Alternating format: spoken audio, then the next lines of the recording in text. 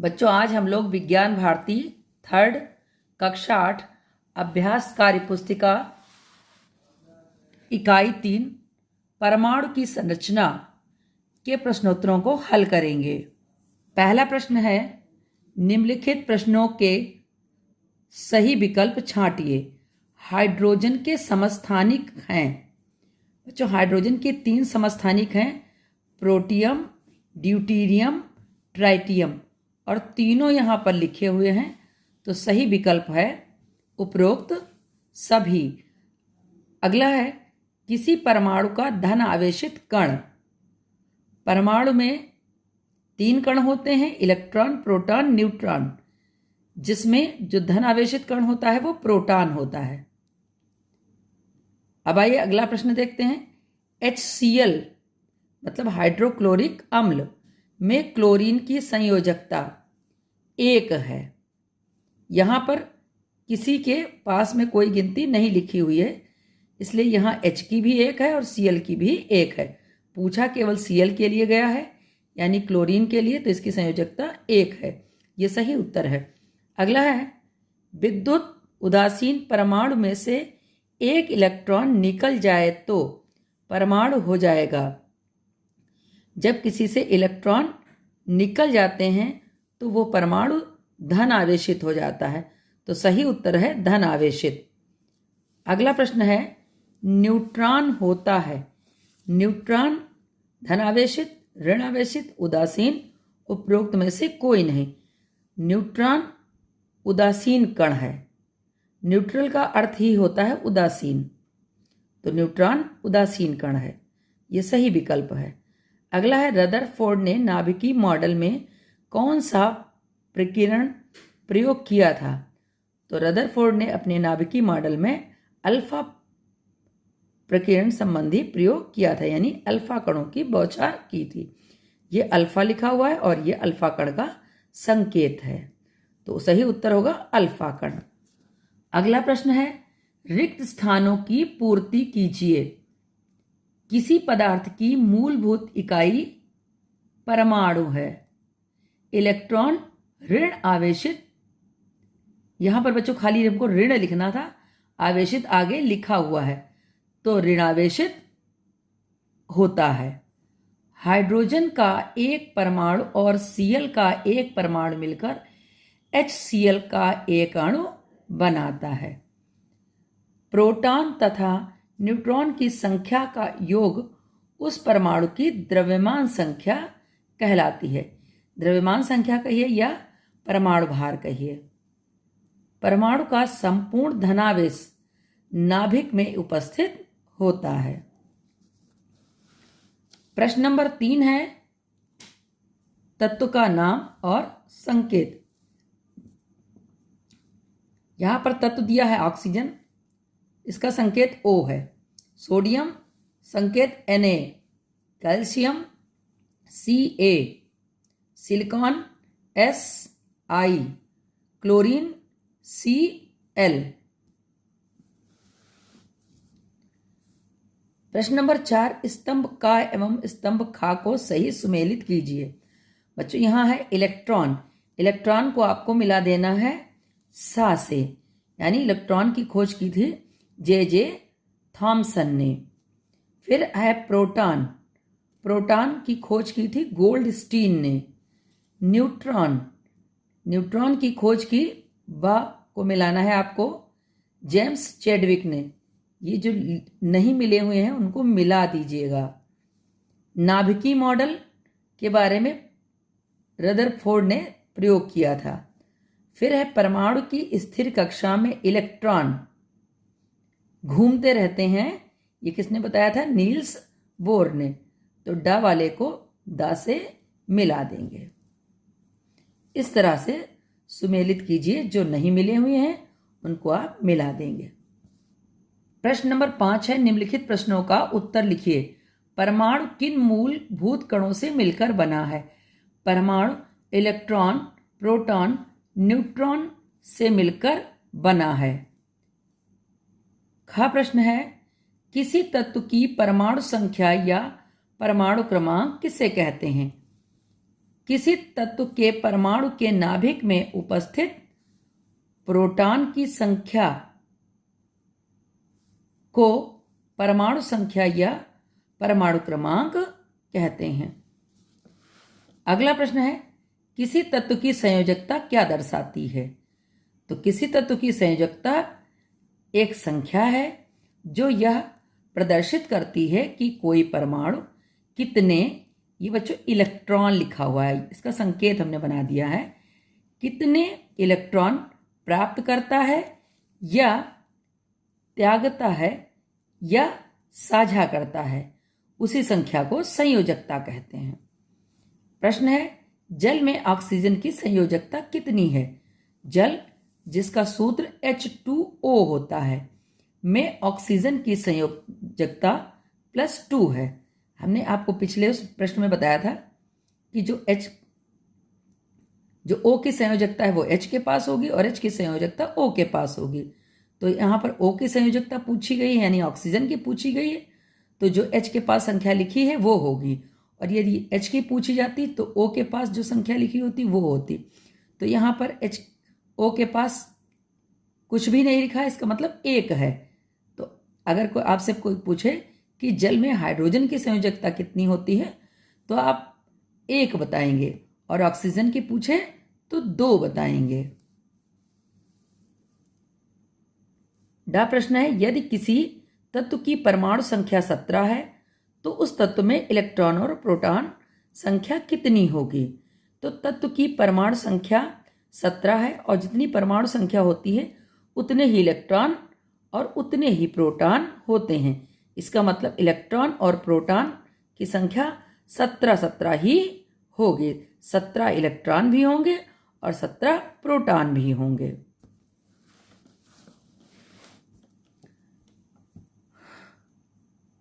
प्रश्न number 6, hydrogen के समस्थानिक प्रोटियम, ड्यूटेरियम तथा ट्राइटियम में इलेक्ट्रॉन, प्रोटॉन और न्यूट्रॉनों की संख्या बताइए। बच्चों यहाँ पर प्रोटियम लिखा हुआ है, इसका हमने संकेत लिख दिया है 1H1। तो इलेक्ट्रॉन, प्रोटॉन, आपको पता है जो परमाणु क्रमांक होता है वही संख्या इलेक्ट्रॉनों की होती है और वही संख्या प्रोटॉनों की होती है। तो यहाँ पर 1 लिखा हुआ है, इसलिए इलेक्ट्रॉन भी 1 और प्रोटॉन भी 1। न्यूट्रॉन्स 0 लिखे हुए हैं, ये भी देखिए, ये ऊपर लिखा हुआ है परमाणु भार और नीचे लिखा होता है परमाणु क्रमांक। भार में से क्रमांक को घटा देते हैं, घटाने पर जो संख्या आएगी वो न्यूट्रॉनों की होगी। तो 1 में से 1 चला जाएगा, 1 भी नहीं बचेगा, अर्थात न्यूट्रॉन कितने होंगे? 0। फिर आइए ड्यूटेरियम, इसका संकेत होता है 1H2। यहाँ पर 1 परमाणु क्रमांक है, इसलिए इलेक्ट्रॉन भी 1, प्रोटॉन भी 1। अब देखिए यहाँ न्यूट्रॉन 0 है, बताया आपको कि भार में से क्रमांक घटा दीजिए, यानी 2 में से 1 चला गया, कितना बचा? 1। तो न्यूट्रॉन संख्या हो गई 1। ऐसे ही ट्राइटियम, इसका संकेत 1H3। 1 यही परमाणु क्रमांक है, जितने परमाणु क्रमांक होंगे उतने ही इलेक्ट्रॉन होंगे और उतने ही प्रोटॉन होंगे। लेकिन न्यूट्रॉन कितने होंगे? यहाँ 2 लिखे हुए हैं। तो आपको पता है भार में से क्रमांक घटा देते हैं, घटाने पर जो संख्या आएगी वही न्यूट्रॉन संख्या होगी। तो 3 में से 1 घटा दीजिएगा तो कितना बचेगा? 2, यानी न्यूट्रॉन कितने हो जाएंगे? 2। प्रश्न नंबर 7, सारणी को पूरा कीजिए। सारणी में लिखा हुआ है तत्व का नाम कार्बन लिखा हुआ है, परमाणु क्रमांक 6 लिखा हुआ है, परमाणु द्रव्यमान 12 लिखा हुआ है। परमाणु द्रव्यमान को परमाणु भार भी कहते हैं। तो अगर इसका हम संकेत लिखें तो हमने अलग से लिख दिया है 6C12, यानी 6C12। अब देखिए 6 जो परमाणु क्रमांक है वही इलेक्ट्रॉन होंगे, वही प्रोटॉन होंगे, तो देखिए 6 लिखा है। अब 12 में से 6 चला गया, 6 बचा, वो न्यूट्रॉन संख्या आ गई। इसी तरीके से सल्फर का 8S16, अब 8 क्रमांक है तो 8 ही इसमें परमाणु क्रमांक 8 होगा और परमाणु भार 16 है ही यहाँ पर लिखा हुआ। अब आपको पता है जितना क्रमांक उतने ही इलेक्ट्रॉन और उतने ही प्रोटॉन, तो 8 इलेक्ट्रॉन भी होंगे, 8 प्रोटॉन होंगे, और भार में से क्रमांक घट जाएगा, 8 बचेगा, तो इसमें न्यूट्रॉन भी 8 ही होंगे। उसके बाद आ जाइए पोटेशियम। पोटेशियम को अगर संकेत रूप में देखिए तो 19K39, यानी भार को हमने ऊपर लिखा और क्रमांक को हमने नीचे लिखा। जो क्रमांक होगा वही इलेक्ट्रॉन होंगे और उतने ही प्रोटॉन होंगे। और भार में से क्रमांक घटा देंगे, 20 बचेगा और 20 न्यूट्रॉन संख्या आ जाएगी। इसी तरीके से सोडियम का भी लिख दिया है, 11Na23। सोडियम का संकेत Na, क्रमांक 11, भार 23। ये देखिए क्रमांक 11, भार 23। अब जितना परमाणु क्रमांक उतने ही प्रोटॉन, उतने ही इलेक्ट्रॉन और प्रोटॉन उतने उतने ही होंगे। अब भार में से क्रमांक घट गया, यानी 23 में से 11 चला गया, 12 बचे तो न्यूट्रॉन 12 हो गए। इस तरह से ये सारणी भी आपकी पूरी हो गई। अब आ जाइए यहाँ पर समझने के लिए। यहाँ पर लिखा हुआ है प्रश्न नंबर 8 में, निम्नलिखित परमाणुओं के आयन का रेखा चित्र पूर्ण कीजिए। देखिए यहाँ पर सोडियम परमाणु है। सोडियम में इलेक्ट्रॉन कितने? 11। जब हम इलेक्ट्रॉनिक विन्यास करेंगे तो पहली कक्षा में 2 और दूसरी में 8, और जब 2 8 10 हो गए, बचा कितना? 1। देखिए तीसरी कक्षा में आ गया। और जब ये परमाणु से धनायन बनाएगा, यानी जब धनायन बनता है तो वो इलेक्ट्रॉन त्यागता है। जितने इलेक्ट्रॉन त्यागेगा उतने ही धनायन बनेंगे। तो ये 1 इलेक्ट्रॉन त्याग रहा है, यानी किसी को दे रहा है, तो 1 प्लस का आवेश इसमें देखिए आ गया है। जब कोई इलेक्ट्रॉन त्यागता है तो उसके ऊपर प्लस आवेश आता है या धनायन आता है। इस तरीके से सोडियम धनायन हो गया। और जो इसका रेखा चित्र है वो देखिए इस प्रकार से, पहली कक्षा में 2, दूसरी कक्षा में 8 और तीसरी कक्षा का इलेक्ट्रॉन निकल गया। तो ये इस तरीके से ये अब इसकी संरचना हो गई। अगला देखिए यहाँ पर ऑक्सीजन की संरचना। ऑक्सीजन का परमाणु क्रमांक होता है 8। इसका इलेक्ट्रॉनिक विन्यास करेंगे तो 2 और 6 में बटेगा। तो पहली कक्षा में 2 और दूसरी कक्षा में 6। अब अपना अष्टक पूरा करने के लिए इसके पास 8 इलेक्ट्रॉन होने चाहिए आखिरी कक्षा में, तो ये किसी से 2 इलेक्ट्रॉन ले लेगा, इसीलिए इसके ऊपर माइनस के 2 आवेश लग जाते हैं। यानी ये ऑक्सीजन कैसा हो गया? ऋणायन हो गया। और ये इसकी संरचना हो गई, परमाणु संरचना हो गई। तो पहली कक्षा में 2 इलेक्ट्रॉन और अब यहाँ दिखाया गया है 8 इलेक्ट्रॉन।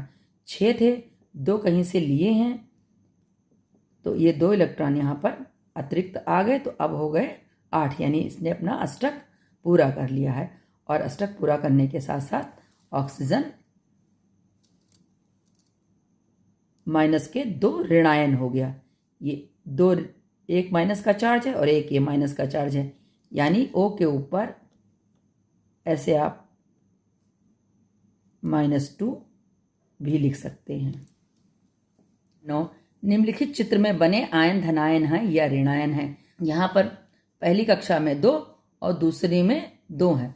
तो दूसरी में अपना अष्टक पूरा करने के लिए इसके पास 8 होने चाहिए। तो हैं कितने इलेक्ट्रॉन? केवल 2 इलेक्ट्रॉन हैं। ये 2 इलेक्ट्रॉनों का त्याग कर देगा। जब 2 इलेक्ट्रॉन चले जाएंगे इससे, तो ये बन जाएगा धन आयन। पहले का इलेक्ट्रॉनिक विन्यास हमने दिखाया 2,2, और जब 2 इलेक्ट्रॉन चले गए तो केवल 2 रह गए, तो इसलिए ये हो गया धन आयन। इसमें देखिए यहाँ पर पहली कक्षा में 2 और दूसरी में कितनी है? 3 और 3 6 और 1 7 है। ये अपना अष्टक पूरा करने के लिए 1 इलेक्ट्रॉन कहीं से ग्रहण करेगा।